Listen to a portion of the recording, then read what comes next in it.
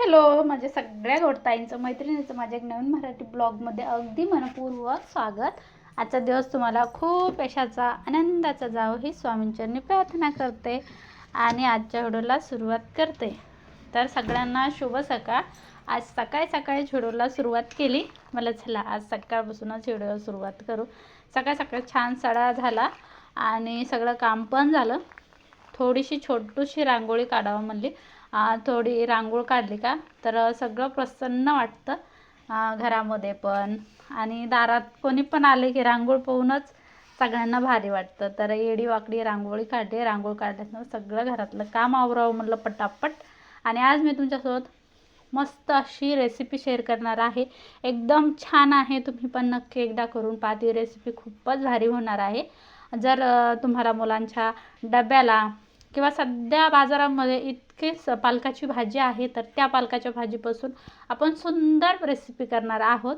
तर ती शॉर्टमध्ये पण मी टाकणार आहे, पण म्हटलं चला मोठ्या व्हिडिओमध्ये पण सगळ्यांना सविस्तर सांगता येतं, तर त्यामुळे मग मी मोठा व्हिडिओ पण बनवला। तर आज सकाळपासूनच गडबड सारी गडबडच होती, त्यामुळे रेसिपी शूट केली ती। म्हटलं चला आता रेसिपीज टाकून घेऊ। तर सगळ्यांनी भरभरून कालच्या व्हिडिओला प्रेम दिल्याबद्दल खरंच भारी वाटलं। आणि आपला फेसबुकवर एक व्हिडिओ खूपच व्हायरल गेला, त्याबद्दल पण खूप खूप मनापासून धन्यवाद सगळ्यांचे। तर फेसबुकची ID मी आज लावते, काल लावलीच नाही, हे वरती लावलेले आहे, ती तुम्ही पहा।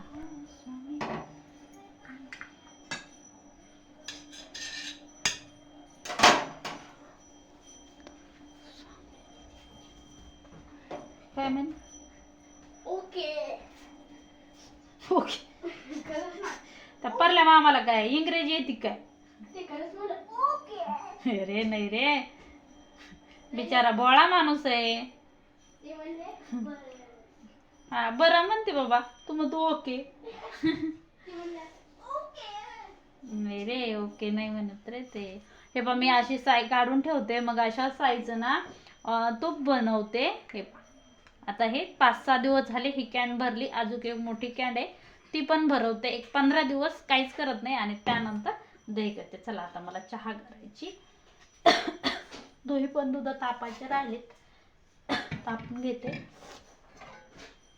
गॅस घासून पुसून छान ठेवला होता, पण काय करता, घासायचा पुसायचा आणि परत भरायचा, हेच काम आहेत आपले। दोघी गॅसवर दूध तापायला टाकले मी। आता चहा पण बनवायची, मस्त पाव आणले, मस्त बंद पाव आणले वाटतं, सगळ्यांनाच आवडते बंद पाव, पण मला जमतच नाही, माझ्या गणून फोडून ठेवलंय पा, याला बंद पाव म्हणते। त्यांना आता चहा करायची आणि बंद पाव खायचे, पण आता नाही देणार, कारण आता जर हे पाव खाल्ले तर मग जेवणच नाही करणार। आता सकाळी म्हणलं सकाळी खा, त्यासाठी बांधून ठेवते। लगेच नाही खायचे बेटा, आता जेवण नाही करणार तू, बरं खायचं तर। चिरून घेतली ही भाजी, छान उकळून घ्यायची, एक उकळी काढून घ्यायची, जास्त एकदम गाळ होते, त्यामुळे फक्त एक उकळी काढून घ्यायची आपल्याला। हिरवीगार मस्त अशी ताजी पालकाची भाजी आहे, आणि सध्या बाजारामध्ये पालकाची भाजी भरपूर आहे, त्यामुळे ही रेसिपी पालकाची तुम्ही नक्की करून पहा। त्यामध्ये अर्धी वाटी मैदा घ्यायचा, त्यावरून थोडी अर्धी वाटी बेसन पीठ घ्यायचं, आणि फुल वाटी गव्हाचं पीठ घ्यायचं। मैदा, बेसन पीठ, मैदा आणि गव्हाचं पीठ, यामध्ये तुम्ही तांदळाचं पीठ पण घालू शकता। जर तुमच्याकडे मैदा नसेल किंवा बेसन पीठ नसेल तर तुम्ही तांदळाचं पीठ यामध्ये टाकू शकता। आता काय करायचं, यामध्ये हळद टाकून घ्यायची आपल्याला, हळदीने छान रंग येतो। थोडेसे बंधाले जिरे त्यामध्ये घातलेच आपण, पण आणखीन टाकायचे आहेत।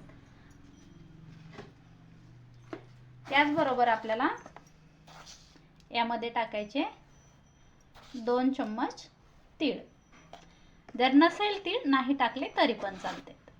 थंड झाली, आता लगेच आपल्याला असे पाण्यातून बाजूला काढून घ्यायची। इकडे एक मिक्सरचं जार घेतलं मी. मिक्सरमध्ये आपल्याला ही भाजी घालायची. भाजी थंड करून मिक्सरमध्ये घ्या.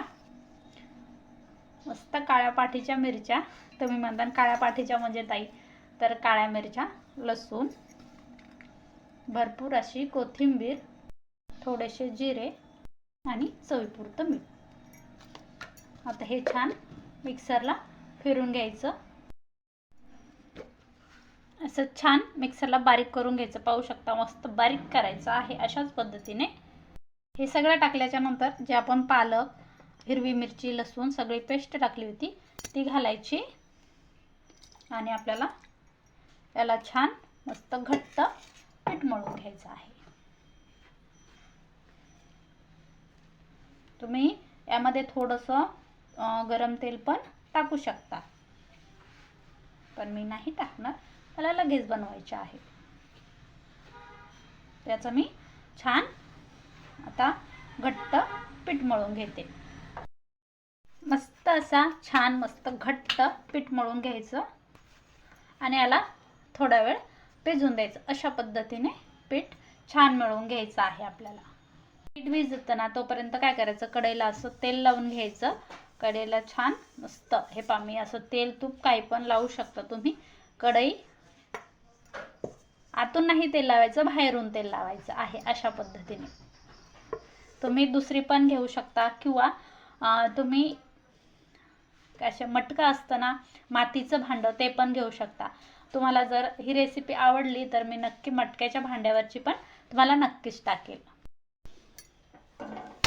गॅस चालू करायचा, थोडासा कमी करायचा आहे आणि याच्यावरती ही कढई ठेवायची आहे. आता आपल्याला गॅस फुल करायचा. जोपर्यंत त्याच्यावर वाफ येते तोपर्यंत आपल्याला, चला मी आता ह्या पिठातला आपल्याला छोटासा गोळा घ्यायचा. थोडंसं पीठ घ्यायचं आणि छान तुम्हाला गोल आकार, त्रिकोणी जसा आवडतो तशा पद्धतीने आपल्याला छान असं लाटून घ्यायचं. वरतून थोडंसं तेल लावायचं आहे. आपण कढईला तेल लावलं पण वरतून पण लावायचं. कढई तापली की नाही पाहायचं पाणी टाकून. हे पहा छान कढई तापली. आता आपल्याला अलगद यावरती पराठा टाकायचा आहे. गॅस विझत होता त्यामुळे काय केलं, अशी जाळी ठेवली, जाळीवरती कढई ठेवली. थोडीशी कढई वाकडी झाली तर होऊ द्या. तर आता आपल्याला छान भाजून घ्यायचं. थोडासा रंग चेंज झाला याचा की आपल्याला पलटून घ्यायचं. हे किती सुंदर आहे. अशा पद्धतीने अजिबात चिटकत वगैरे नाही, तुम्ही तर पाहिलं. हे पहा, तर दोही बाजूने सुंदर भाजून घ्यायचं आपल्याला. तुम्ही कधी केले आहे का असे मला कमेंटमध्ये नक्कीच सांगा. हे पहा, अजिबात चिटकत वगैरे काहीच नाही.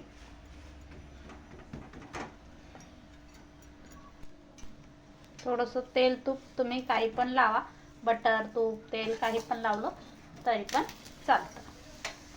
आता दोही बाजूने याला छान भाजून घ्यायचं. हे पहा,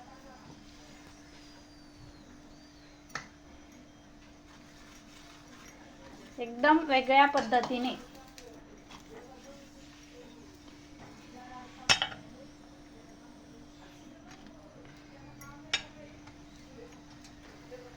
तुम्ही अशा पद्धतीने तंदुरी रोटी पण करू शकता. आपण याला पालक तंदूर पण म्हणू शकतो. आता जर आपल्याकडे हे असतं ना काय थोडीशी कळवंच्या वगैरे तर आपण यावरती टाकल्या असत्या. तर हे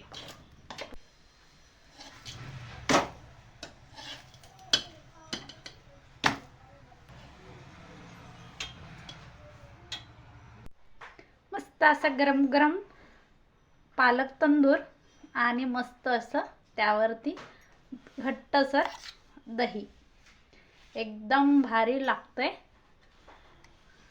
तर मी याला पालक तंदूर म्हणेल. तुम्ही काय म्हणता मला कमेंटमध्ये नक्कीच सांगा. आपली एक नवीन रेसिपी पालक तंदुरी रोटी असं म्हटलं तरी चालतं. तर कशी वाटली ही रेसिपी कमेंटमध्ये नक्कीच सांगा. आवडली तर लाईक आणि शेअर करा. पूर्ण रेसिपी पाहिल्याबद्दल खूप खूप मनापासून धन्यवाद. चला बाय, भेटू असेच एक नवीन रेसिपीमध्ये.